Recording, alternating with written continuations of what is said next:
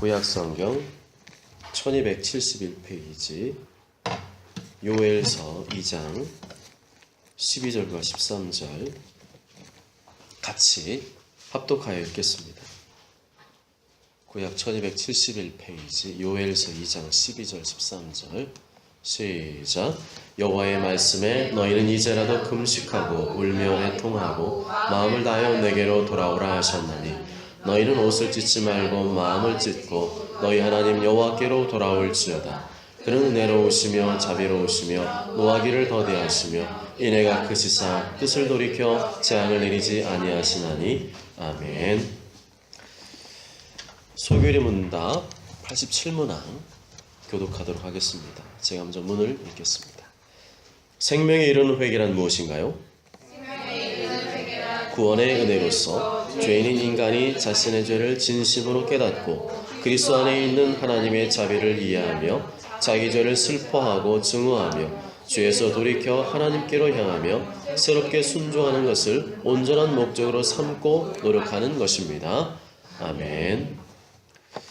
할렐루야. 생명에 이르는 회개란 무엇인가요? 라는 제목으로 하나님 말씀을 증거하겠습니다. 우리가 구원의 은혜를 누리기 위해서는 반드시 믿음이 있어야 합니다. 나의 죄를 대신하여 십자가의 피를 죽으신 예수님을 믿어야 합니다. 영접하는 자, 곧 그 이름을 믿는 자들에게는 하나님의 자녀가 되는 권세를 주었나니. 그런데 구원의 믿음이 있는 사람은 반드시 자신의 죄도 회개하게 됩니다. 죄에 대한 회개가 있는 사람이 믿음이 있는 사람이고, 믿음 있는 사람은 반드시 회개를 하게 되어 있습니다. 다시 말하면 그저 말로만 예수님 믿는다고 하거나 예수님 믿는 질문에 그렇죠, 제가 예수님 믿죠, 동의하는 그런 수준으로는 충분하지 않다는 겁니다. 누군가 예수님을 진심으로 믿는다면 그 사람은 자신의 죄를 자복하고 죄에서 돌이켜 하나님께로 향하게 됩니다. 그렇지 않다면 그는 진정으로 예수님 믿는 사람이라고 말할 수가 없습니다. 회개와 믿음은 항상 같이 간다. 한번 따라해 보실까요? 회개와 믿음은 항상 같이 간다. 회개와 믿음은 항상 같이 간다. 회개와 믿음은 항상 같이 간다. 회개와 믿음은 항상 같이 간다. 우리가 생명과 구원에 이르는 회개를 하게 되면 자신의 죄를 깊이 깨닫게 되고 죄에 대한 비통한 마음과 슬픔에 빠지게 됩니다. 고린도서 7장 9절 10절에 내가 지금 기뻐함은 너희로 근심하게 한 까닭이 아니요 도리어 너희가 근심함으로 회개함에 이른 까닭이라. 너희가 하나님의 뜻대로 근심하게 된 것은 우리에게서 아무 해도 받지 않게 하려 함이라. 하나님의 뜻대로 하는 근심은 후회할 것이 없는 구원에 이루게 하는 회개를 이루는 것이요 세상 근심은 사망을 이루는 것이니라. 회개하며 하나님 앞에 근심하는 것은 구원에 이르는 회개다. 그렇지만 세상에 대한 근심은 뼈를 마르게 하고 도리어 사망을 이룬다. 그렇게 말씀합니다. 여러분 어떤 근심을 하시겠습니까? 어떤 고민을 하시겠습니까? 주님이 원하시는 고민, 주님이 원하시는 근심을 하실 수 있길 바랍니다. 왜냐하면 정말 내가 주님 앞에서 어떻게 살아야 되는가? 내가 주님 앞에서 나의 죄를 어떻게 고백하는가 하는 것은 정말 나로 하여금 내 영혼을 새롭게 하고 내 영혼을 살리는 구원에 이르는 회개에 이룰 수 있게 합니다. 회개는 구원의 은혜입니다. 하나님의 백성들에게만 주어지는 특별한 은혜입니다. 예수님 믿지 않는데도 자발적으로 나는 근본적으로 부패한 죄인입니다 라고 말하는 사람은 아무도 없습니다. 회개는 예수님께 대한 믿음과 마찬가지로 우리 자신에게서 비롯되는 것이 아닙니다. 회개할 수 있는 것도 전적인 하나님의 은혜라는 것입니다. 하나님께서 이 택함 받은 백성들에게 믿음만 주시는 게 아니라 그 속에 회개의 새 마음도 같이 주십니다. 이렇게 우리가 진심으로 회개하고 뉘우치게 되면 어떤 현상이 나타나는가? 정말 진심으로 자기의 죄를 뉘우치게 되면 자신의 죄를 슬퍼하고 미워하게 됩니다. 이놈의 죄 때문에 내가 하나님 앞에서 이렇게 멀어져 있었구나. 이놈의 죄 때문에 내가 내 인생 이렇게 엉터리같이 살았구나 하는 미움, 죄에 대한 미움, 그리고 죄에 대한 증오심이 불타게 됩니다. 그리고 자신의 죄가 너무 크게 느껴져서 가슴을 치면서 회개하게 됩니다. 사도행전 2장 37절에 그들이 이 말을 듣고 마음에 찔려 베드로와 다른 사도들에게 물어 이르되 형제들아 우리가 어찌할꼬 하거늘 이 말씀을 사도 베드로가 전할 때 여러 사람들이 있었습니다.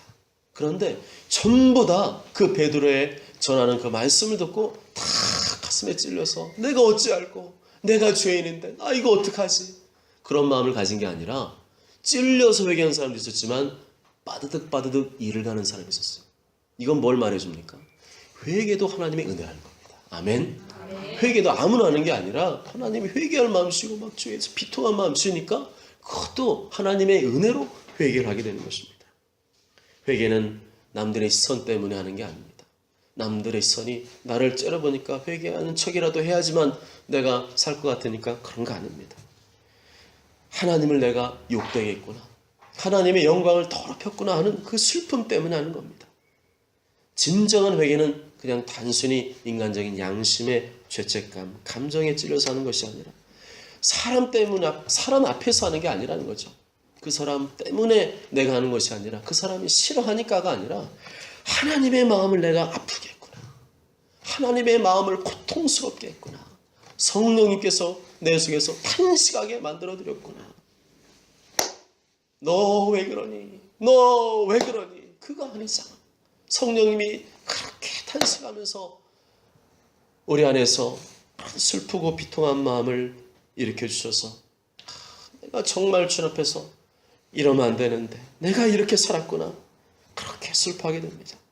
그리고 우리는 이렇게 진정으로 회개했을 때 정말 그 죄를 미워하게 됩니다.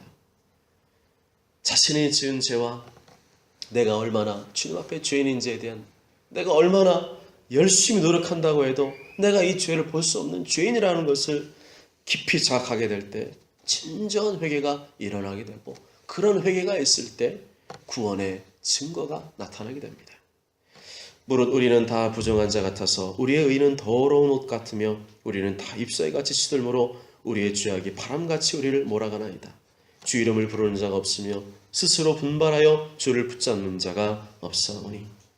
우리는 스스로 분발해서 주님을 붙잡을 수 없는 사람들이에요. 왜죠?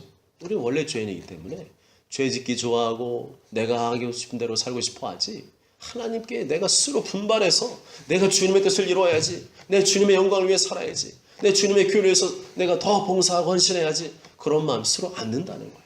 그런데 그런 마음이 든다는 건 뭡니까? 하나님의 은혜가 나에게 임한 줄 믿습니다. 하나님의 은혜가 없이는 분발할 수가 없다는 거죠.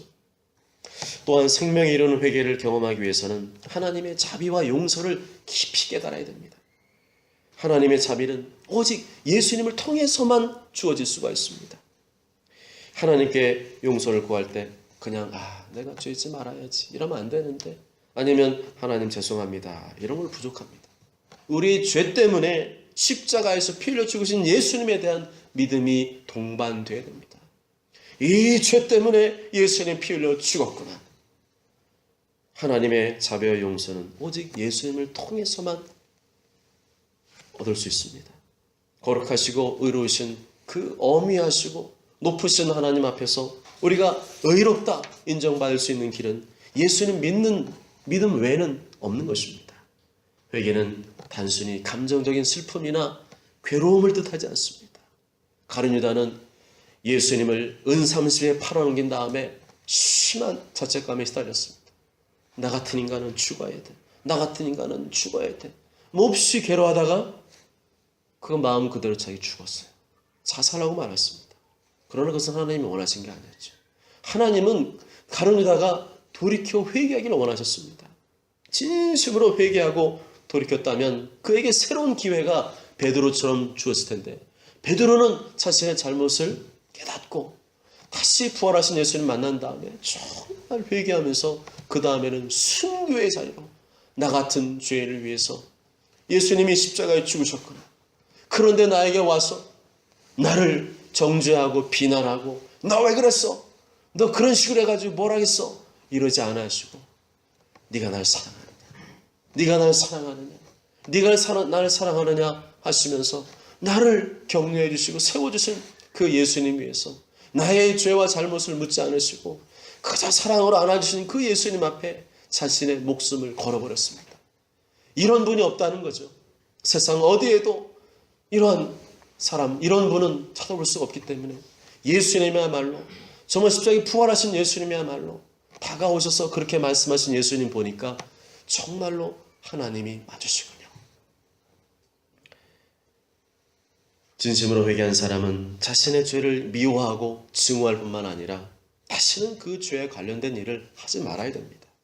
참된 회개라는 것은 감정적으로 비통하고 슬픔의 차원을 넘어서서 순종을 위한 굳은 결심과 결단과 노력까지도 포함되는 것입니다. 죄를 짓고 잘못하고 고백을 했어도 그 죄를 끊을 만한 강한 결단과 의지가 없다면 그것은 진정한 회개라고 할 수 없겠죠. 자신이 지은 죄를 끊고 하나님께 순종하는 자리로 나아갈 때 비로소 진정한 회개를 했다고 인정해 주신다는 겁니다. 우리는 근본적으로 죄인이기 때문에 완벽한 순종은 불가능합니다. 그렇지만 성령님께서 우리의 탄식하시며 지속적으로 순종할 수 있도록 도와주고 계십니다. 성령님께서 순종하려는 의지와 힘도 주시기 때문에 우리가 비로소 성화의 열매를 맺어갈 수 있는 것입니다. 사랑하는 여러분, 하나님께서 우리에게 전적인 은혜와 사랑을 베풀어 주셔서 예수를 믿게 되었습니다. 또한 자신이 죄인임을 통렬히 깨닫게 해주시고 회개하고 돌이킬 수 있는 마음도 허락해 주셨습니다. 뿐만 아니라 성령께서는 지금도 우리가 죄에서 떠나서 하나님께 순종할 수 있도록 지속적으로 내 마음속에서 탄식하고 계시고 계속해서 그쪽으로 갈 수 있도록 도와주고 계십니다. 결국에는 우리의 구원은 우리 스스로 이룰 수 있는 게 아니라는 거죠.